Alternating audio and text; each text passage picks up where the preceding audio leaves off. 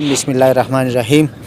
د حیدرخان لالا په هوټل کې کوم چې د ایچ کې آر په نوم باندې دی په هغه کې ناست یو ملګري راسه ناست دي لالزاده ساګر صاحب دی چې څه د تعریف محتاجه نه دی. لږ ساعت مخکې دا خبره کوله چې کو د ساګر صاحب کتابونه ټول راغونډ شي نو یو گاړی ته جوړیږي لکه ټرک ته ځکه اډه کېږي چې کو په زرو په تعداد کې شین د اوه کتابونه چاپ دي نو 2000 کتابه په ټرک کې مشکله ده کو راشي. نو ډېر یو لوی نوم دی عمر عاقب صاحب راسه ناست دی چې یو ښه روماني شاعر دی انتهایی بهترین رومان لیکي. وړوکې شان مشاعره هم را جوړه کړې ده. عثمان شاه صاحب راسه موجود دی د ادب ذوق لري د ادب سمینه ساتي داد ورکو ځکه چې ادب ژوندی نو معاشره ژوندی ځکه چې هر څه په ادب کې دي کو ادب نه وي نو ساینس به هم نه وي ځکه چې ادیبانو کتابونه را رسولي دي موږ ته د مذهب کتابونه هم ادیبانو را رسولي دي ځکه چې لیکوال ته ادیب ویلی شي او چې ادب نه نو تاریخ ساینس او مذهب دا هر څه به کمزوري وي. نو په خپلو یو دوه شعرونو باندې به عمر عاقب صاحب له دعوت ورکومه چې خپل کلام راسه وړاندې کړي.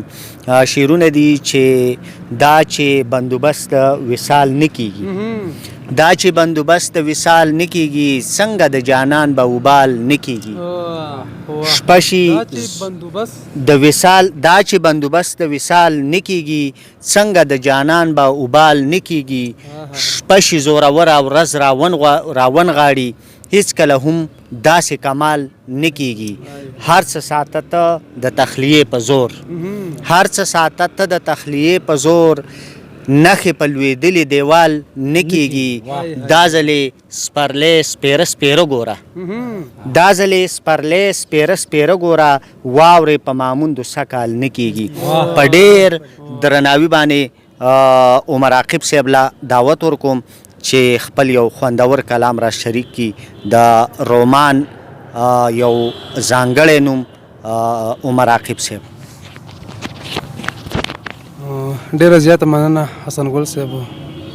ساګر صاحب اجازت دی د غزل نه مخکې دوه درې شعرونه دي چې ښکلو چې وی کړی نو بیا لوظونه مه ماتوئ ښکلو چې وی کړی نو بیا لوظونه مه ماتوئ ډېر ښکلی ښکلو چې وی کړی نو بیا لوظونه مه ماتوئ د مینانو دردېدلي زړونه مه ماتوئ د ښکلاګانو دښمنانو په قلاره کښېنئ